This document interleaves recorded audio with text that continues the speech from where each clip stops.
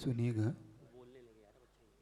पूज्य गुरुवर के बारे में आप धैर्य से शांति से सुनने का पुरुषार्थ करिए। दोनों हाथ जोड़ के पहले पंच परमिष्टि का स्मरण करिए मेरे साथ। नमो अरिहंताणं नमो सिद्धाणं नमो आयर्याणं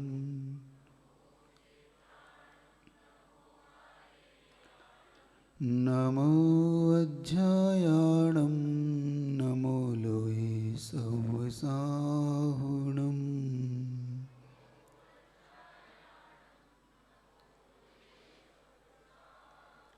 जो विद्यादि सागर गुरु है हितैषी आध्यात्म में निरत जो नित्य हितोपदेशी वो पाप ग्रीष्म ऋतु में जल है सयाने पूजूने में सतत केवल ज्ञान पाने पूजूने में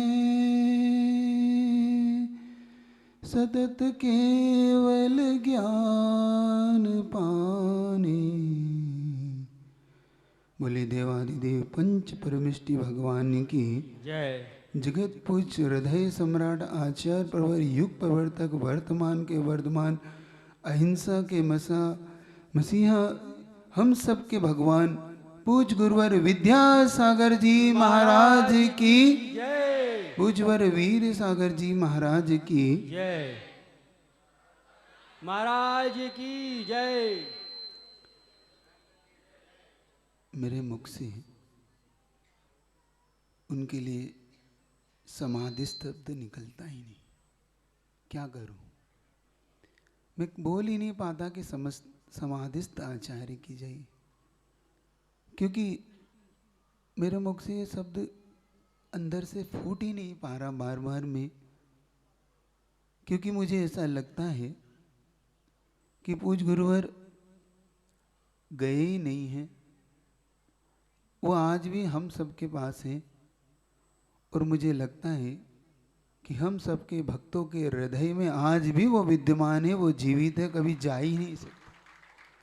वो सब भक्तों के हृदय के ऐसे सम्राट हो चुके थे, ऐसे स्वामी हो चुके थे कि संसार में शायद ये कह दूं तो अतिशयोक्ति नहीं कि भगवान महावीर की स्मृति शायद लोगों के हृदय से आगे पीछे हो जाए, लेकिन इस युग में जिन्होंने उन्हें देखा है, जिन्होंने उन्हें जिया है, जिन्होंने उन्हें पल पल महसूस किया है, उनके हृदय से विद्यासागर जी को मिटाना असंभव सी घटना है, मिट ही नहीं सकते। वो कभी किसी के हृदय से शायद कभी भी उनका चित्र दूर नहीं हो पाएगा। अभी महाराज एक बात कह रहे थे कि उत्कर्ष सागर जी महाराज कि मैंने उन्हें देखा है, उन्हीं के जीवन की घटना आपके सामने रखता हूं कि आचार्य सिंह के बारे में सन 74-75 के बाद जब समाधि हो गई दादा गुरु की 73 में, उसके बाद जब आचार्य भगवान ने उसी महावीर जी इत्यादि क्षेत्र में 75 के आसपास जब बिहार किया, जब फिरोजाबाद की तरफ आ रहे थे, तब उसी समय महावीर ने एक ऐसी बात घटना घटा दी जिसकी घटना घट नहीं सकती थी। जब पूज्य वर्ग भरी भीषण गर्मी में, जैसा दादा गुरु ने कहा था, जब उन्होंने समाधि के समय पूछा कि गुरुजी आपकी समाधि के पश्चात मैं कैसे, कहाँ जाऊं, क्या करूं, तब गुरुजी ने कहा था, ज्ञान सागर जी महाराज ने, कि डरना बिल्कुल नहीं, अगर कुछ भी लगे, थोड़ा सा भी कुछ लगे तो बुंदेलखंड की धरती पे चले जाना, वहां पे तुम्हारा सब कुछ पल जाएगा। और वही हुआ। उसी को लेके शायद आचार्य श्री महावीर जी पहुंचे थे और महावीर जी में वहाँ पर दोनों बहनों ने व्रत ले लिया। मल्लप्पा जी और श्रीमंती जी को आचार्य धर्म सागर जी महाराज जी के पास भेज दिया गया, दोनों बहनों को भेज दिया गया। और जो दोनों भाई अनंतनाथ और शांतिनाथ थे, इन्होंने पूछा कि महाराज हम जा रहे हैं। तो आचार्य श्री ने एक ही बात कही, कहाँ जा रहे हो? क्या उस खेती बाड़ी के लिए तेरा मेरा करोगे, राग देश करोगे, क्या करोगे वहाँ जाके? तो कहते फिर हम क्या करें? तो सोचो क्या करना है, क्या सोचो? तो उन्होंने कहा बस अपने कल्याण का मार्ग सोचो। तो बस उसी क्षण पूज्य योग सागर जी महाराज कहते थे, हम तो पिकनिक मनाने के लिए वहाँ गए थे और आज तक गुरुजी के साथ ही रह गए और पिकनिक मना रहे, हम फिर लौट कर सतलगा नहीं गए। और दोनों भाइयों ने नतमस्तक होके, छोटे छोटे, उनकी उम्र शायद उस समय 12-15 साल जो भी रही हो, दोनों ने व्रत ले लिया। इधर जब महावीर को पता पड़ा कि पूरा परिवार ही निकल गए, जो मेरे इस हाथ की तरफ आप देख रहे हैं ना, उत्कर्ष सागर जी महाराज जी, इन्हीं का नाम महावीर था। भले ही आदिनाथ की परंपरा में चले, लेकिन थे तो महावीर ही, क्योंकि आदिनाथ ने चारों पुरुषार्थ किए। और ओरिजिनल महावीर तो हमारे गुरुवर विद्यासागर जी थे, जिन्होंने ब्रह्मचर्य के साथ, आजीवन के साथ इस पथ पे चले। वो बाल ब्रह्मचारी जैसे भगवान महावीर थे, उनकी परंपरा को निभाने वाले कोई थे तो आचार्य विद्यासागर जी महाराज थे, जिन्होंने वही महावीर का काम किया। जैसे भगवान महावीर ने मध्य रात्रि में जैसे निर्वाण को प्राप्त किया, वह अमावस्या की रात भगवान महावीर के जाने से पवित्र हो गई। तो इस बार की रात्रि जो मध्य हुई सत्य धर्म की, 17 फरवरी की जो मध्य रात्रि, ठीक 2:35 पर हम सब के महावीर ने वह समाधि प्राप्त करके हम सबके साथ से चले गए। वह भगवान महावीर की तरह ही गुमसुम होकर, जैसे गुपचुप चले जाते ना, ऐसे शायद जैसे महावीर को ऐसा लग रहा हो कि कहीं ये भक्त मुझे जाने देंगे कि नहीं, और वास्तव में दिन होता तो हम महावीर शायद नहीं जाने देते। वो तो रात्रि में ही महावीर की तरह निकल गए। वो राजपाट छोड़कर फकीर हो गए, साधना में उतरे तो सागर से गंभीर हो गए। जिन्हें हम दिन के उजाले में पहचान ना सके, वो मध्य रात्रि में महावीर हो गए। वो महावीर की तरह ही इस संसार से निकल गए। ऐसे ही इन महावीर ने क्या किया मालूम आपको? इन्होंने वहां से एक तार भेज दिया और उसमें लिख दिया महावीर नहीं रहे। समझ में आ रहा आपको? और किस लिए लिख दिया? ताकि परिवार के सदस्य लौटकर अभी सदलगा आ जाए। जब आचार्य श्री को तार बताया मल्लप्पा जी ने, तो कहने लगे कि ये हो ही नहीं सकता, ये तार जो कुछ लिखा है इसमें सही नहीं है। और मैं बता रहा हूं उस समय क्या घोषणा हो, इसको देखना आप। वहां पर आचार्य श्रुत सागर जी महाराज उसी महावीर जी में विराजमान थे। उन्हीं के निकट दोनों माता पिता को भेजा था कि जाओ अभी उनके पास रहो, फिर मैं बताऊंगा आपको कहाँ जाना है। तो उन्होंने कहा श्रुत सागर जी से पूछ लो, आचार्य श्रुत सागर जी से पूछ लो, अगर वो आज्ञा देते चले जाओ। श्रुत सागर जी ने कहा कि हमें तो भैया ये पत्र समझ में नहीं आता, आप लोग को घर जाना चाहिए। पुनः आचार्य श्री के पास आके कहते विद्यासागर जी के पास कि महाराज क्या करें, हम जाएं या ना जाएं? और मैंने कह दिया मैं नहीं जाने की जरूरत। तो श्रुत सागर जी महाराज पास जाके कहते कि वो तो मैं मना कर रहे हैं। तो देखो श्रुत सागर जी उस दिन क्या घोषणा की थी। आचार्य श्रुत सागर जी ने घोषणा की, भैया मैं तो 6ठे 7वें गुण स्थान वाला मुनि महाराज हूँ, आपके आचार्य विद्यासागर जी महाराज 12वें गुण स्थान के मुनि महाराज है, उनके बारे में कुछ नहीं कह सकता।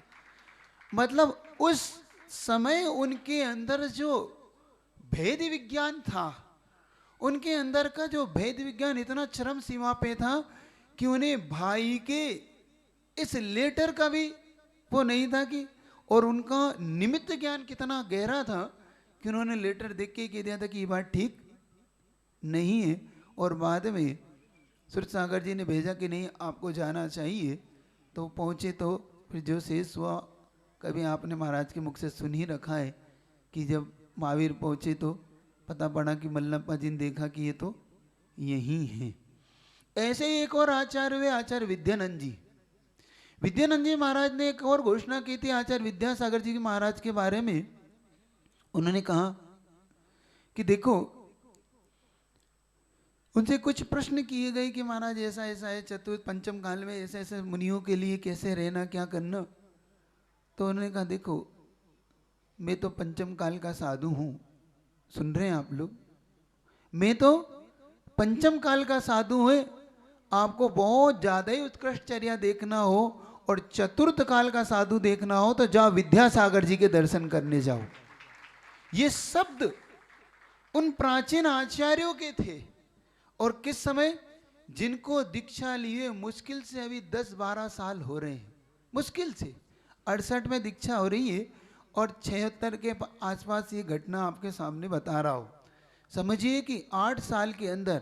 और ये घोषणा किसने की थी आपको बताऊं? ये घोषणा दादा गुरु ज्ञान सागर जी महाराज ने की थी उस समय जब उनकी दीक्षा को रोकने के लिए समाज ने, भागचंद जी साहब सोनी, इन्होंने आचार्य ज्ञान सागर जी से निवेदन किया कि ये 22 साल का युवा, इसे आप इन्हें दीक्षा दे दोगे तो आपकी जल्दीबाजी होगी, तो कृपया इन्हें दीक्षा न दे।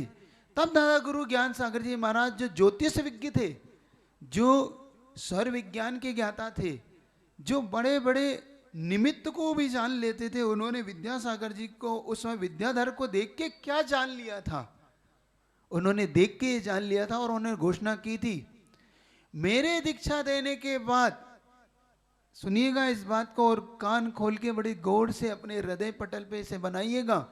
उन्होंने बोला कि मेरे दीक्षा देने के बाद इस भारत की वसुंधरा पर इस मुनि विद्यासागर जी के द्वारा, इनके द्वारा इस भारत की दशा और दिशा बदल दी जाएगी। और वही हुआ।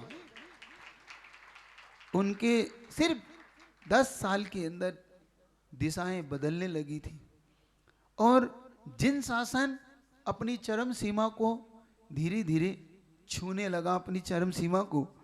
और मैं आज बड़े गौरव से कहता हूं अपने गुरु के लिए कि गुरुदेव, आप वास्तव में ऐसे महान थे और महान हैं और महान रहेंगे कि आपने इस जिन शासन को जो ऊंचाइयां दी, आपने जिन शासन को पहचान दी, बड़े गर्व से ये बात कह सकता हूं कि हम लोग जिन शासन से पहचाने जाते हैं और जिन शासन आचार्य विद्यासागर जी से पहचाना जाता है। और ये बात मैं ऐसे ही नहीं कह रहा हूं, क्योंकि जिन शासन को जो गुरुवर ने दिया, जो गुरुवर का हम आज जिन शासन का इतना बड़ा स्वरूप देखते हैं, चाहे राष्ट्रपति हो, प्रधानमंत्री जी हो, चाहे कोई भी हो, मुख्यमंत्री हो, आज उनके श्री चरणों में जाकर अपने आप को ऐसा महसूस करता था कि महान शक्ति के निकट बैठा हूं। इसी बॉम्बे की घटना आपको बता रहा हूं। जिस बॉम्बे में गुरुजी का कभी प्रवेश नहीं हुआ, सिरपुर के बाद गुरुजी ने इस बेल्ट में प्रवेश नहीं किया, लेकिन मैं बता रहा हूं उनका सिर्फ और उनका व्यक्तित्व यहां तक आज भी है। इसी बॉम्बे में एक जयसुख भाई करके हुए, आपने नरेश भाई जयसुख भाई करके, जो श्वेतांबर जिन थे, अब उन्होंने साथ साथ प्रतिमा लेके अपना जीवन यापन किया। उनके पूरे परिवार ही अब पूरा वितराग शासन में है। और एक ने तो बड़ी उत्कृष्ट रखना खजुराहो में समाधि संलेखना मरण की।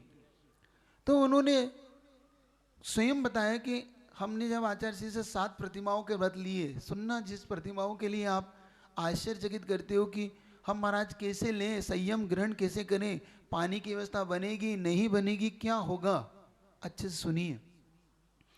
जब आचार्य श्री से 7 प्रतिमा ली तो उन्होंने बॉम्बे में, अब बॉम्बे में 7 प्रतिमा का निर्वाह करने के लिए कुएं की जल की व्यवस्था कैसे होगी, तो वहाँ पर एक वैष्णव दर्शन का एक मंदिर है, और वैष्णव दर्शन के मंदिर में एक कुआं था। तो कुएं के से वहाँ से जल लेते थे, लेकिन हमें जीवानी करना, हम जैनियों का, और वितरागता के साथ अगर जीवानी नहीं हुई तो उसके प्रतिमा का कोई भी पालन करना हमारे लिए असंभव है। तो उन्होंने एक बात सुनिए, जब जैसे ही उन्होंने जल जीवानी डाली तो उन्होंने वहाँ के जो पंडित विद्वान जो भी थे ब्राह्मण, उन्होंने स्पष्ट मना कर दिया कि आप इस कुएं में जीवानी नहीं डालें, आप ये क्या डालते हैं, क्योंकि उनके लिए एक बार पानी निकल जाए तो वो पानी झूठा हो जाता है। तो उनका मानना है कि आप पुनः पानी इसमें मत डालो, और हम जीवानी के बिना रह नहीं सकते। तब उन्होंने कहा कि देखो भाई, हमने 7 प्रतिमा ली है, संयम ले रखा है, कृपया करके ये कार्य हमें करने दें। तो उन्होंने कहा कि आप कौन है और आपने किससे प्रतिमा ली और क्या व्रत है। इसके सुनने के बाद आप सबका हृदय शायद बहुत गौरवान्वित होगा। उन्होंने कहा कि हमने आचार्य विद्यासागर जी महाराज से इसे व्रत लिए है। तो कहते देखो भाई, हम तो कुछ नहीं कह सकते, आप ऐसा करो हमारे गुरु से पूछ लो। और गुरु के निकट जाके उन्होंने सारी बात रखी। तो जो वहाँ के शंकराचार्य इत्यादि थे, जो महंत कहलाते हैं, उन महंत के पास जाके उन्होंने बताया। तो वो महंत का क्या जवाब थे वो, इसके बाद आपको लगेगा कि हम कितनी महान गुरु की शरण में हैं। उन महंत महोदय ने कहा कि आपने क्या नाम बताया? आचार्य विद्यासागर जी। वही विद्यासागर जी जो मध्य प्रदेश में जो नांगा बाबा है, जो मध्य प्रदेश में विचरण करते, वही विद्यासागर जी? जो कि हाँ, मैं वही विद्यासागर जी। तो उन्होंने कहा अगर तुम उन विद्यासागर जी के शिष्य हो तो जाओ इस कुएं में जीवानी डाल लेना, मैं तुम्हें मना नहीं कर सकता, क्योंकि तुम उनके शिष्य हो। ऐसे थे अपने गुरुवर, ऐसे हैं अपने गुरुवर कि जिनका से व्यक्तित्व ही नहीं, जिनका नाम ही मात्र पर्याप्त होता था। और सिर्फ हम या हमारा जैन शासन उनके लिए नम्रीभूत नहीं होता, उनके लिए तो विदेशी व्यक्तित्व भी नम्रीभूत हो जाते थे। आपको एक बार बताया था, जब खजुराहो के अंदर यही विदेशी व्यक्तित्व लोग जब आए तो वो लोग वहाँ के टूरिस्ट के रूप में वहाँ घूमने आते थे कि भाई यहाँ पे कुछ ऐतिहासिक चीज़ें देखने को मिलेगी। और जब वो वहाँ पहुँचे तो वहाँ के गाइड उन्हें ले जाते थे, गुरुजी के दर्शन कराते थे। और गुरुजी के दर्शन करने के बाद जब वो उठते नहीं थे तो गुरुजी उन्हें 2 मिनट का उद्बोधन दे देते थे। और शायद आप और हम तो गुरु आज्ञा का शायद पालन कर पाए या नहीं पाए, क्योंकि अभी एक व्यक्तित्व कह रहे थे कि अगर हमें श्रद्धांजलि देना है तो हमें गुरु की आज्ञा का पालन करना है।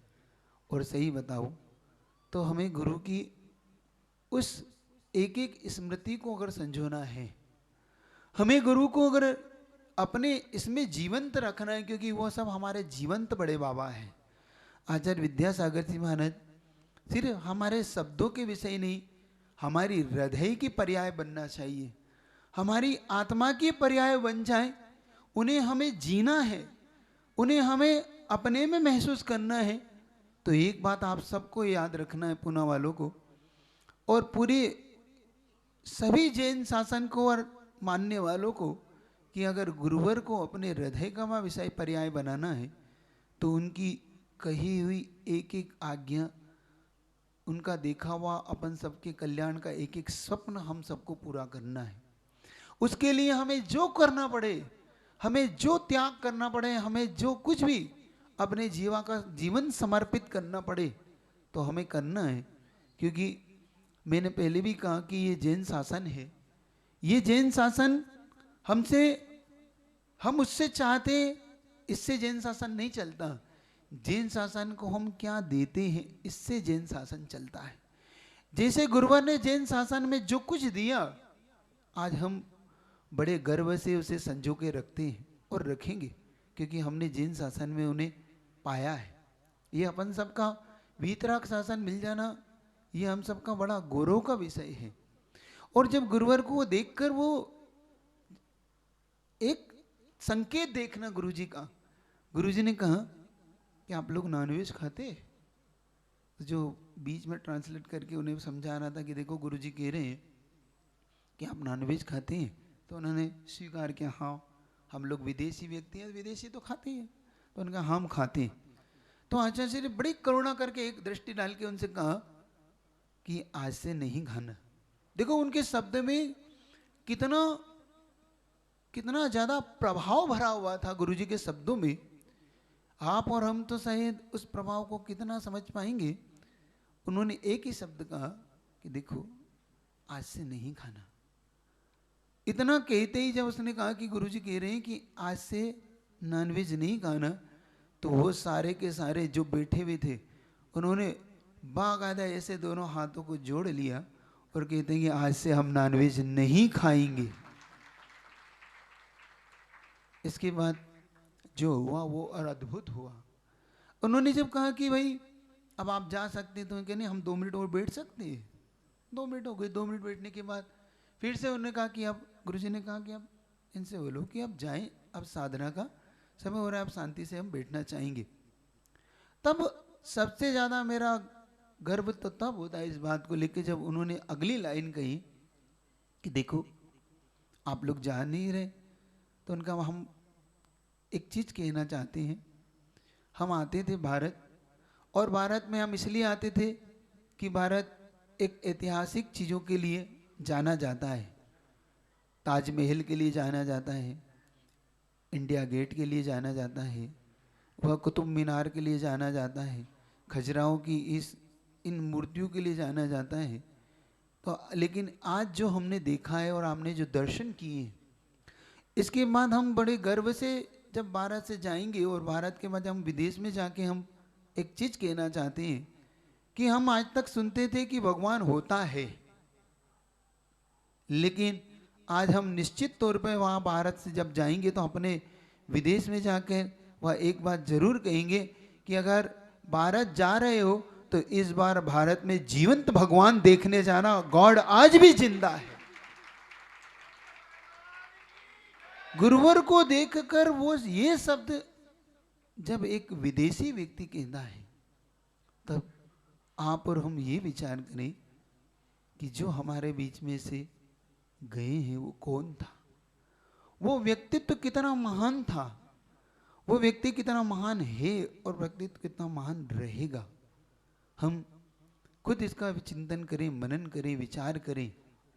क्योंकि पूज्य गुरुवर आपके सामने बात रखूं तो आपको पूरी थोड़ी सी संक्षिप्त में एक स्टोरी बताता हूं कि हुआ क्या था।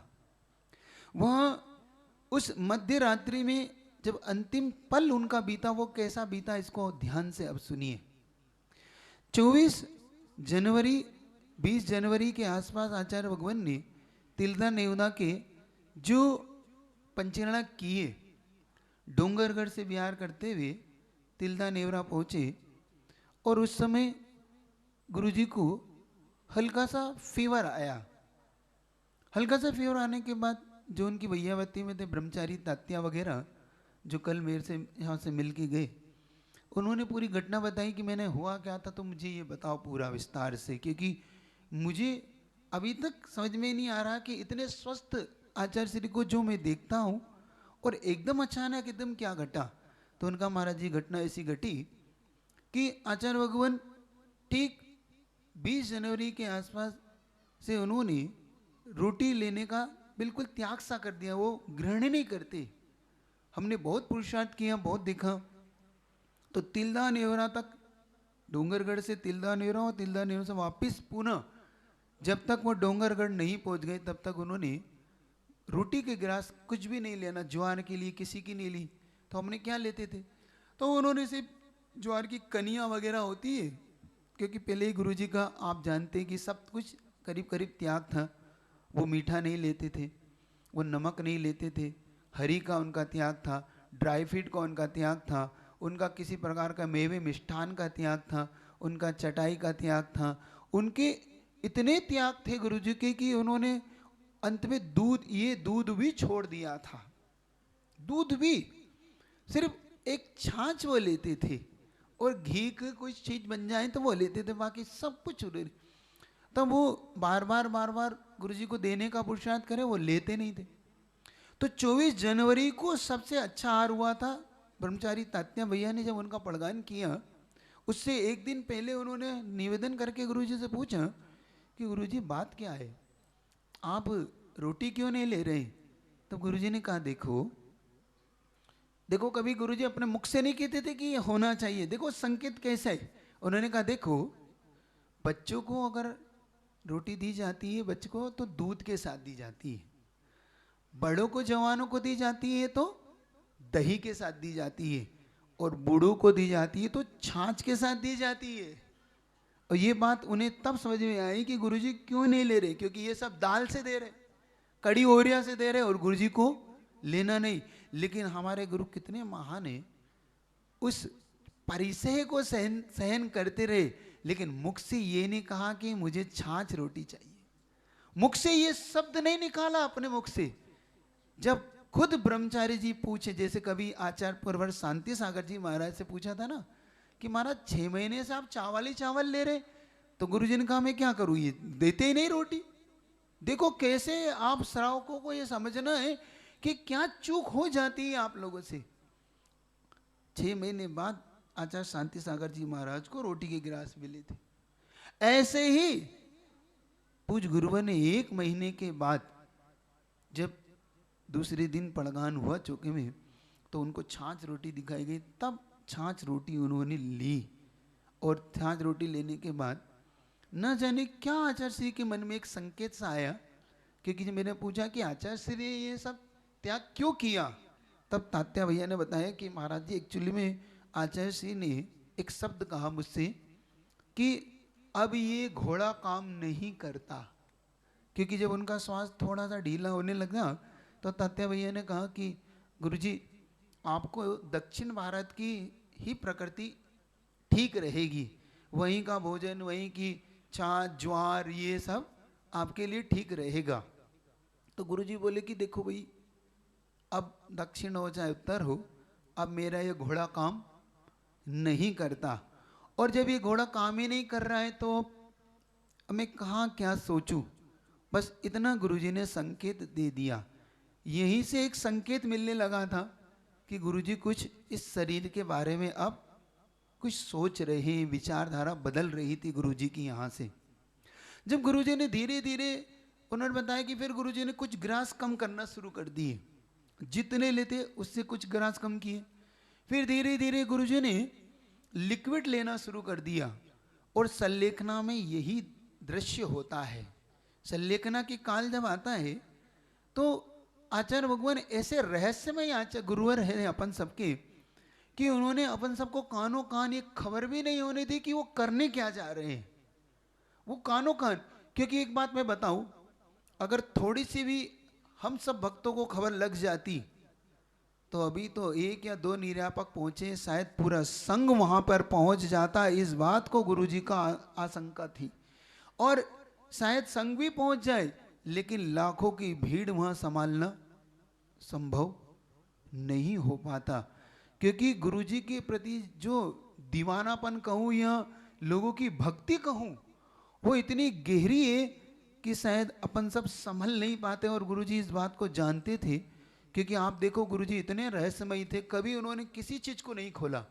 दीक्षा दी, कभी नहीं खोला। बिहार किया, कभी नहीं खोला। त्याग किया, कभी किसी त्याग की चर्चा नहीं की। उन्होंने बड़े बाबा को शिफ्ट किया, उसकी भी कोई चर्चा नहीं की। और अंत में संलेखना ली तो उसकी भी कानों कान खबर अपन सबको नहीं होने दी। और धीरे धीरे धीरे जब उन्होंने ये त्याग शुरू किया और पानी लेने लगे, तो अपन सब इसी बात के भ्रम में थे कि शायद आचार्य श्री कमजोर हो रहे हैं, इसलिए बार बार बैठ रहे। क्योंकि वहां पर मुनि संघ जो विराजमान था, वो मुनि संघ जब उनकी वैयावर्ती करता तो गुरुजी ऐसे झटके से उनको अलग कर देते। जब उनको आहारचर्या में थोड़ा सा हाथ लगाने का पुरुषार्थ करते या पैरों को दबाने का पुरुषार्थ करते, तो गुरुजी ऐसे झटका देते। तो वो ये समझ ही नहीं पा रहे थे कि आचार्य श्री क्या कर रहे। उस समय गुरुजी अपनी शक्ति को तोल रहे थे। उस समय गुरुजी अपने जंगा बल को तोल रहे थे कि मेरी जंगाओं में अगर जब तक दम है, क्योंकि साधु खड़े होके आहार इसलिए लेता है कि जब तक इन जंगाओं में दम है मुझे आहार लेना है, और जिस दिन इन जंगा का बल समाप्त हुआ मेरी संलेखना मेरी निकट आ गई। बस ये समझना उनको तोलना बाकी था, और वही हुआ। जिसकी आशंका थी, गुरुजी ने धीरे धीरे धीरे करके चर्या करना प्रारंभ कर दिया। और इसी बीच में एक और घटना घट गई जिसका संकेत शायद अपन सब नहीं पकड़ पाए। उस समय पूज्य चंद्रप्रभ सागर जी महाराज हैं। चंद्रप्रभ सागर जी महाराज एक आहार एक उपवास करते हैं। उनके सामने भी ये प्रसंग आया तो वो भी शायद पकड़े या उन्होंने धीरे धीरे इसकी गुरुजी को समझने का पुरुषार्थ किया। जब उनसे कहा गुरुजी ने कि चंद्रप्रभ सागर जी महाराज अब आप मेरे निकट मत सोया करो। क्यों? उनने पूछा क्यों गुरुवर? तो उन्होंने कहा देखो तुम एक आहार एक उपवास करते हो और छपक के पास सोने के लिए मजबूत व्यक्ति होना चाहिए। मजबूत व्यक्ति होना चाहिए तो क्योंकि कब क्या आवश्यकता पड़ जाए। और गुरुजी ने हंसते हंसते एक बात और कह दी कि देखो वहाँ पे बहुत सारे व्यंतर भी आते हैं, तुम्हारा शरीर कमजोर रहा तो एक आदमी पकड़ लेगा। तो ऐसा कह के गुरुजी ने उन्हें बात को समझा, संकेत दिए। लेकिन उसी दिन से पूज्य चंद्रप्रभ सागर जी महाराज ने गुरुजी की उस चर्या को धीरे धीरे अध्ययन करना शुरू कर दिया। और अध्ययन करते करते उन्होंने ये जान लिया कि गुरुजी कुछ न कुछ, और उन्होंने एक आहार बंद करके अब रोज आहार लेने लगे और रोज गुरुजी की वैयावृत्ति करने लगे। ऐसे करते करते संलेखना के काल में जब 13 और 14 फरवरी का बीच का जो दिन आया वो था 14 फरवरी बसंत पंचमी का दिन।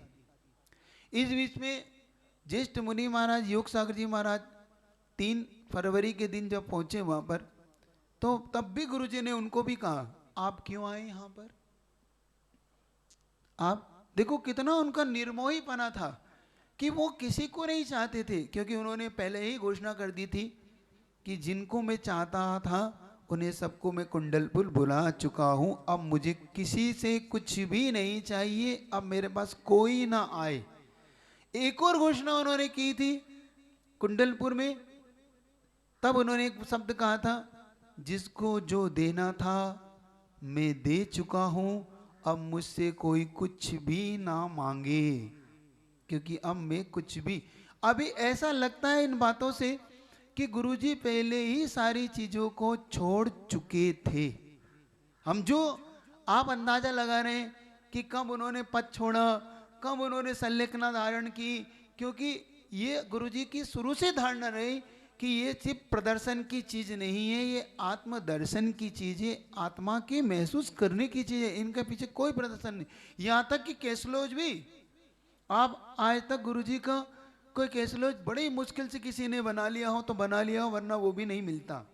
बड़ी मुश्किल से कहीं एक आदि छोटा मोटा कहीं से किसी ने छुप छुपा के बना ले तो बना लेता था, वरना वो भी देखने को नहीं मिलता।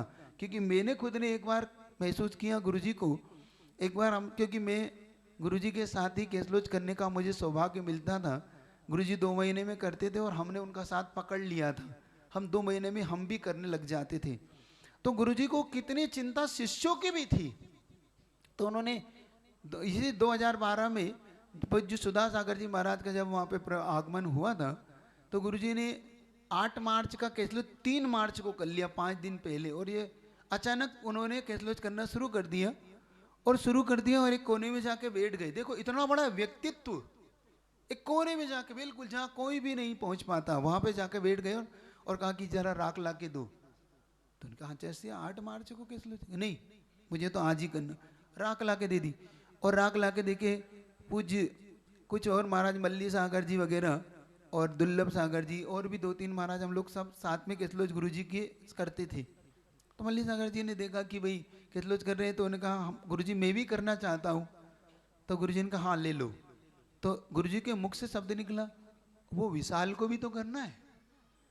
तो उन्होंने कहा हाँ महाराज जी वो भी करना है, लेकिन वो तो दर्शन कर रहे हैं, हाँ देख लो बस। उन्होंने इतना संकेत दिया और मल्ली सागर जी ने मुझे संकेत दिया कि आचार्य जी तो कैसलोज कर रहे हैं। अरे मैंने क्या 8 तारीख का कैसलोज है, मेरे तो वैसे ही छोटे हैं। तो कहे नहीं देख लो। तो मैंने कहा नहीं मैं तो गुरुजी का साथ छोड़ने वाला नहीं हूँ, 5 दिन पहले ही सही। और हम सीधे गुरुजी के पास पहुंचे, हमने कहा गुरुजी हम भी कैसलोज करना चाहते हैं। तो बड़े मुस्कुरा के, क्योंकि उनकी मुस्कान इतनी सुंदर थी, इतनी बड़ी बड़ी नेत्रों से जब उन्होंने मुझे देखा और बड़े मुस्कुरा के था कर लो। और हमने कहा कि अब क्या करूं मैं, क्योंकि राख मेरे पास थी नहीं और गुरु जी के पास बहुत सारी राख थी। तो मुझे मुझे लगा कि भाई वैसे भी गुरु जी के बिल्कुल केस बिल्कुल थोड़े निम्न रह गए, तो मैंने कहा अपने को ये राख काम आ सकती है, लेकिन हिम्मत कैसे करूं। तो मैंने कहा आचार्य श्री इसमें से राख ले सकता हूं। तो मैंने उसका कहते ले जाओ ले जाओ। और मैंने सही बताऊं तो मुझे लालच कुछ दूसरा था। मुझे लालच ये था कि देखो केसलुच की राख तो बहुत मिल जाएगी, लेकिन गुरुजी की छुई हुई राख कैसे मिलेगी, यही लालच में मैं वो राख उठा लाया कि इनके हाथ का स्पर्श की हुई राख कैसे प्राप्त होगी।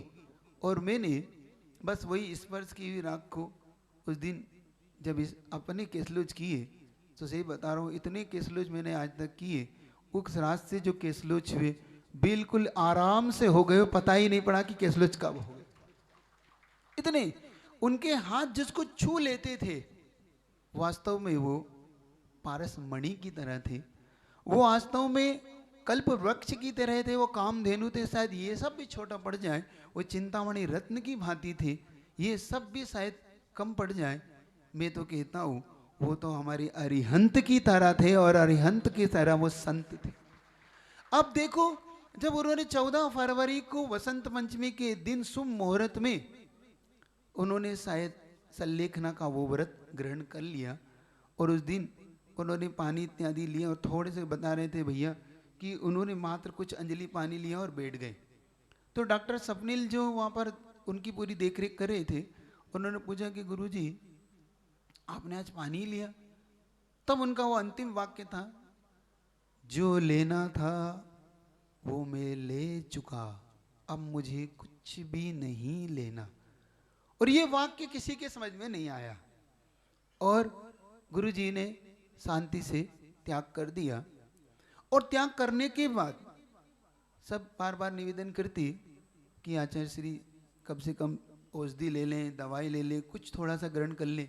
और गुरुजी ऐसा हाथ, क्योंकि उन्होंने उसके साथ मौन भी धारण कर लिया और अखंड मौन के साथ ऐसा इशारा कर दिया। उसके बाद की एक आपको वीडियो बताता हूं, 15 या 16 फरवरी की एक वीडियो आई थी, आपने कभी देखा हो, जिसमें गुरुजी आशीर्वाद देने के लिए ठीक 4 बजे के आसपास आते थे। उस वीडियो में आपने देखा होगा कि गुरुजी पीछे ऐसे कर रहे हैं, आप गौर से देखना उस वीडियो में।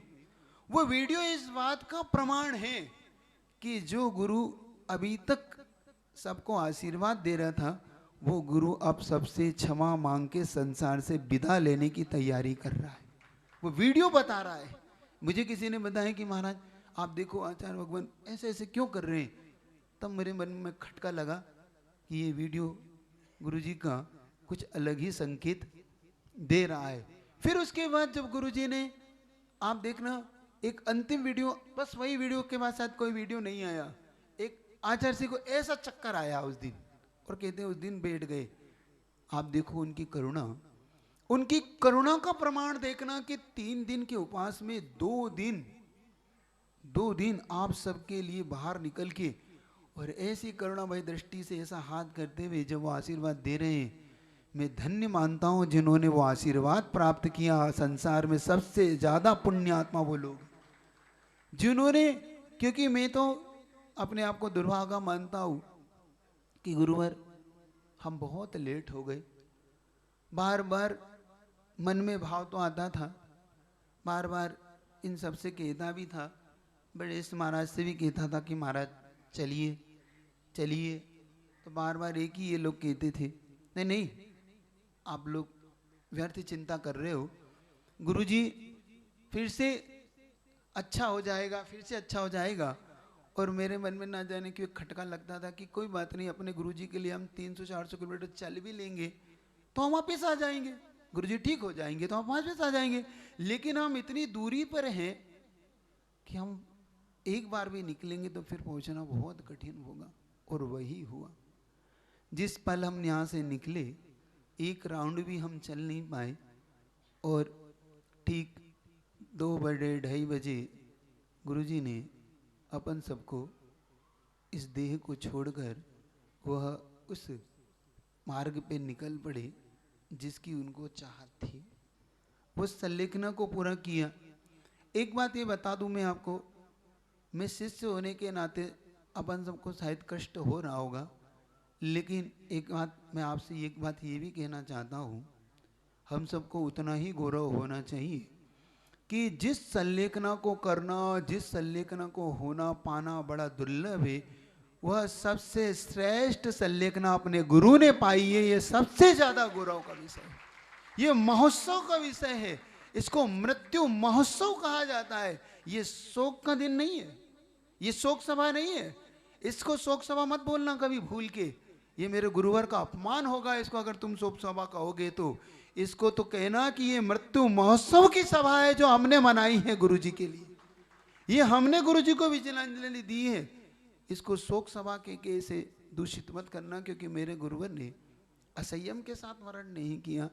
मेरे गुरुवर ने तो उस महान संयम को, जिस संयम के लिए देवता तरसता है, जिस संयम के लिए प्राणी मात्र तरसता है, उस महान संयम को निर्दोष पाल के, सबसे बड़ी बात बता रहा हूं आपको, निर्दोष एक ऐसे आचार्य परमेष्ठी की घोषणा मैं आज कर सकता हूं, संसार में जिनके ऊपर कोई भी एक दाग नहीं था और जिनको सर्वस्व माना जाता था, ऐसे विद्यासागर जी महाराज थे।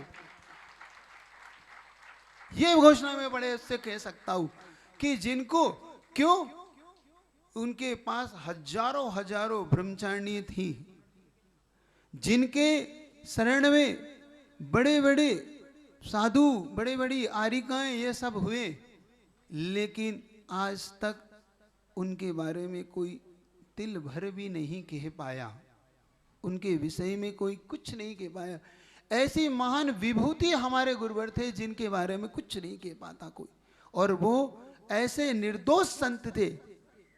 अंतिम समय की एक घटना मेरे को बताई कि जब पूज्य गुरुवर की संलेखना का बिल्कुल काल निकट चल रहा था, देखना वो कितने जागृत थे। इनकी जागृति का जो प्रमाण दे रहा हूं आपको कि उनकी पूरा शरीर जो बिल्कुल क्रश हो चुका था, तो क्रश होने के साथ साथ पूज्य गुरुवर को पूज्य समता सागर जी महाराज ने एक नेपकिन से हल्का सा एक नेपकिन उनके इधर कंधे के नीचे रखने का पुरुषार्थ किया। गुरुजी ने तुरंत अपने हाथ से उठा के उसे ऐसे अलग कर दिया, पहला प्रमाण। दूसरा प्रमाण, जब वो ठीक 1:30 बजे करीब पलटना चाहते थे, देखना संलेखना के कुछ पूर्व की घटना बता रहा हूं आपको, संलेखना से पूर्व गुरुजी अपने आप को पलटना 1.5 घंटे में लगे, 2:35 उनकी संलेखना हुई और 1:30 बजे गुरुजी अपने आप को पलटने के लिए तो ऐसे ऐसे अपने हाथ को चला के पीछे उठा रहे थे। उन्होंने पीछे को लेने के लिए अपना हाथ ऐसा किया, जिसकी काया क्रश हो गई हो, जिसमें हाथ में दम नहीं, जिसकी मसल से वीक हो गई हो, सब कुछ। वो व्यक्ति तो कितना जागृत था।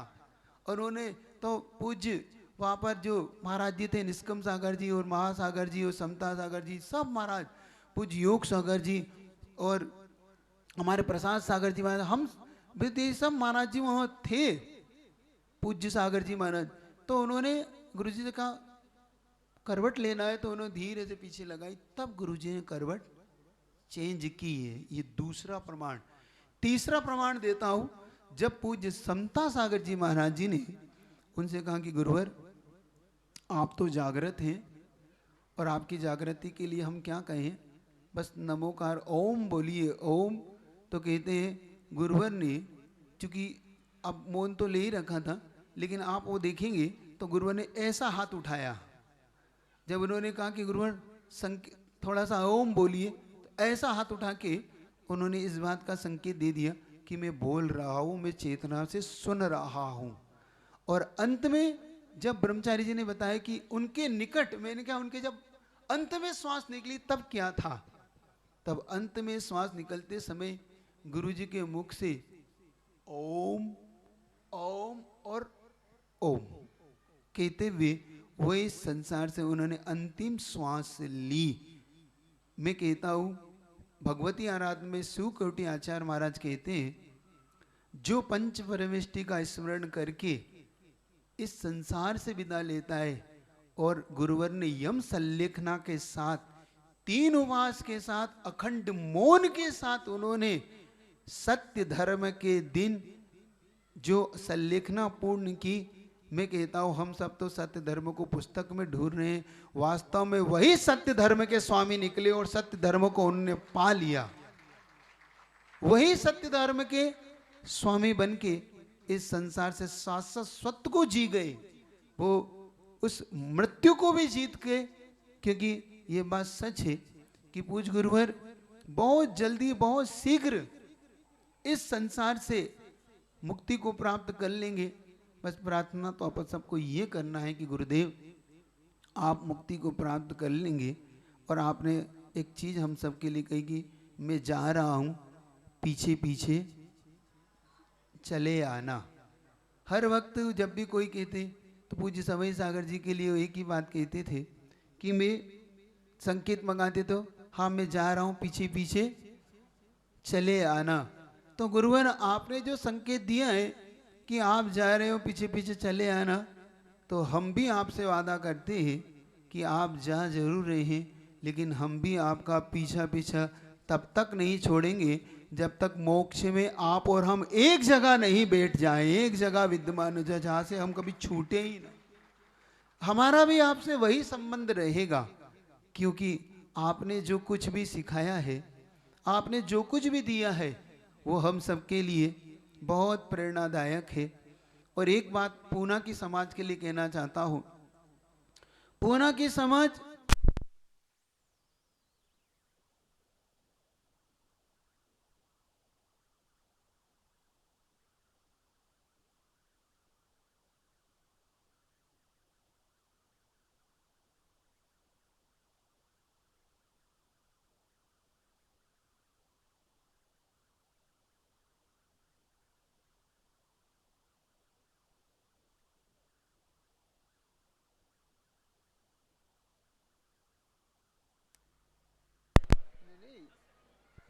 ओम ओम ओम।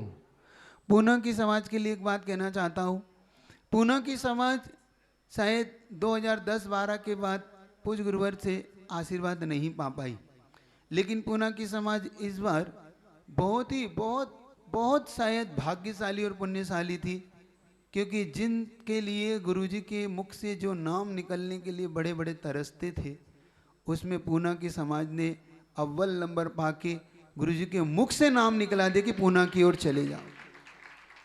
और इतना ही नहीं, पूना की समाज ने जो आदर्श प्रस्तुत करके गुरुजी के दिल को जीता। आपको बता रहा हूं कि आपने कैसे दिल को जीता था गुरुजी के। जब आपने यहाँ पर प्रतिभा जागृति की जो बिल्डिंग को ले लिया, वो बहुत आधा अधूरा काम नहीं था, लेकिन बहुत बड़ा काम था, जिसको पूना की समाज और यहाँ की कमेटी ने मिलके एक साथ किया। सबने मिलके जो पूना की समाज ने जो गुरुजी का एक सपना हुआ करता था कि अखंडता और एकता में बहुत शक्ति है, क्योंकि ना गुरुजी पंथवाद, ना संतवाद, ना 13 ना 20 वो किसी के नहीं थे। वो तो हम सबके एक अखंड ऐसे संत थे जिनको हर कोई मानता था अपना, और गुरुजी को मानने में कोई विषय भी नहीं था। और गुरुजी ने जो एकता के सूत्र में पूना समाज को जो कहा था, पूना समाज ने वो करके दिखाया।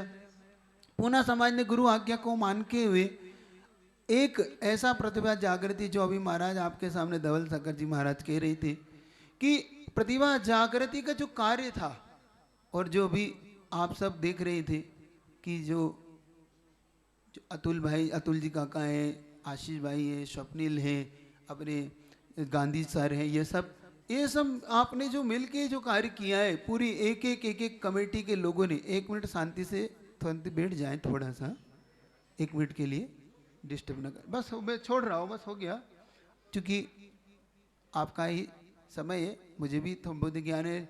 मैं चाह ही रहा था कि जल्दी छोड़ दूँ, लेकिन अब ठीक है, सबको अपने गुरुवर के लिए शब्द कहना था।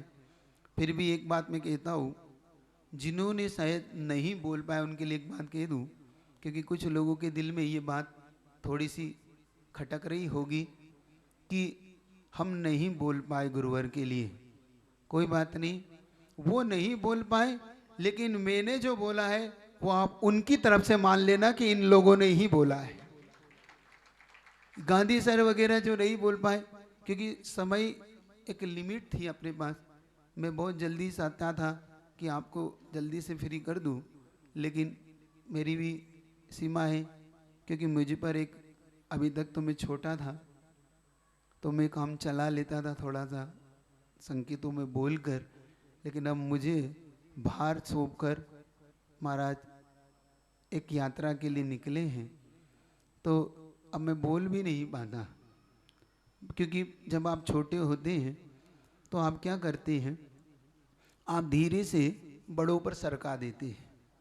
मेरी त्रुटि को, क्योंकि मैं त्रुटि करता तो नहीं था, लेकिन मैं थोड़ा सा इसलिए कि थोड़ी सी व्यवस्था बनाने के लिए मुझे ऊपर का छत्र छाया होती है, तो आप बेफिक्र हो जाते हैं कि कोई बात नहीं, हमारी कोई त्रुटि होगी तो बड़ा सम्मान लेगा। लेकिन महाराज मुझे यहाँ पर महाराज के साथ, तीनों महाराज को, चारों महाराज को एक दूसरे के साथ, जैसा उनका अपन को गुरुजी ने संकेत दिए हैं, उन्हीं के साथ हिल मिल के जैसे अपन रहते आए हैं वैसे ही आप रह लेना, मैं जल्दी लौट कर आ जाऊंगा। तो हमने कहा देखो महाराज, हम सब छोटे छोटे हैं, ज़्यादा कुछ जानते नहीं हैं। तो उन्होंने कहा कोई चिंता मत करो, पूना की समाज आपको अच्छे से रखेगी, चिंता मत करो। तो मैं विश्वास कर लूँ पूना समाज पे? महाराज आप, मुझे तो नहीं है, आपको ही फंसा के गए हैं महाराज, पूना वालों को। तो पूना वालों हमारे महाराज, अब मेरा कार्य तो मैं तो नहीं करूँगा, लेकिन अब धवल सागर जी महाराज को सौंप दिया। अब वही आपको मेरा कार्य की वही पूर्ति वो करेंगे, मैं तो अब शांति से बैठूंगा। तो आप सबको इतना ही करना है, जैसा गुरुजी ने सपना हम सबके लिए दिया है, ऐसे महान कार्य को आप सबको आगे बढ़ाना है। और एक बात आप सबको जिम्मेदारी लेना ही है, क्योंकि जहाँ भी हमारे गुरुजी होंगे, एक बात बता दूं, हम जो कुछ करेंगे, हम पूज्य गुरुवर के उस महान आशीर्वाद के पात्र आज भी बनेंगे, क्योंकि गुरुवर ने जो मुख से कहा, जब कहा, वो सब पूरा हुआ।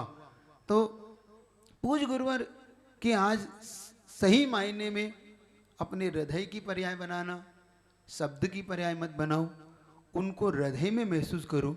वो आज हम सबके हृदय में हैं, हमारे हृदय के वो सम्राट है, स्वामी हैं। और आप सबसे एक बात कहता हूँ, जो सपना पूज्य गुरुवर ने उस नारी उत्थान के लिए, बालिका उत्थान के लिए जो देखा है, उस सपने को आप लोग आगे बढ़ाना आप लोग की जिम्मेदारी है। जो चौथा प्रतिभा जागृति जो अपन सबके लिए लेना है, वो सब आप सब मिलके एक बार पुनः उसको विचार करें। और मैं तो ऐसा मानता हूँ, ये कोई बड़ी चीज़ भी नहीं है। अगर जिस प्रकार से आपने आगे के कार्य किए हैं, वैसे ये कार्य भी कर लेंगे। और अगर थोड़ा सा आप महसूस कर लें और थोड़ा सा ये सब जागृत हो जाए, स्वप्निल काका, आशीष, कहाँ है आशीष? है, चले गए? हाँ, सांगवी जी, तो ये सब एक बार जिम्मेदारी ले लें, तो मैं कहता हूँ, पक्का वादा करता हूँ कि वीर सागर जी महाराज जब रिटर्न होंगे तो ये चौथा भी उनके गिफ्ट में उनके पास होगा। उनको हम देंगे कि आपने जो सोचा है, जो विचार किया है, जो गुरुवर ने आशीर्वाद दिया है, पूना समाज कभी पीछे नहीं हटा। बहुत जल्दी अपन सब उस कार्य को पूरा करेंगे। पूज्य गुरुवर को याद करता हुआ, गुरुवर आप सब अपनी अपनी छत्र छाया में हमें रखना, हमें हमेशा अपनी करुणा की छाँव में रखना। आपने हमेशा अपने लिए दिया है, और आगे जो भी होगा वो कुंडलपुर में होने वाला है। आगे हमें ज्येष्ठ श्रेष्ठ व आचार्य परमेष्ठी जिनकी हम इंतज़ार कर रहे हैं, वो हमें प्राप्त हों।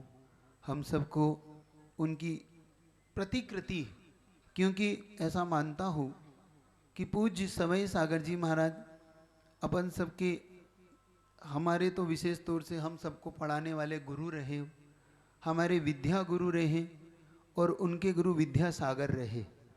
अब विद्या गुरु जो पद दे गए, अब वो हम सबके महागुरु हो जाएंगे। बस ये अपन सबकी भावना है कि वो जिस प्रकार से पूज्य गुरुवर ने हम सबको बच्चों की तरह पाला, अब ज़्यादा समय तो नहीं, इसलिए कुछ कह ही नहीं रहा हूँ, बस इतना ही है। कभी उनकी स्मृति भी करता हूँ, क्योंकि मैं उनके उपकारी भाव से इतना भर जाता हूँ कि लगता है कि बोलता जाऊँ, उनके चरणों में विनयांजलि देता चला जाऊँ, लेकिन समय की एक सीमा है, उस समय को नहीं छोड़ना।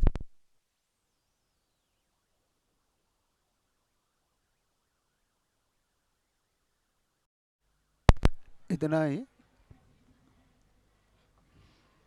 इतना ही के आप सब दीपकों से गुरु जी को अच्छे से समर्पित करिएगा, संभल के करिएगा। बोलो विशाल सागर जी महाराज गुरु और की। विद्या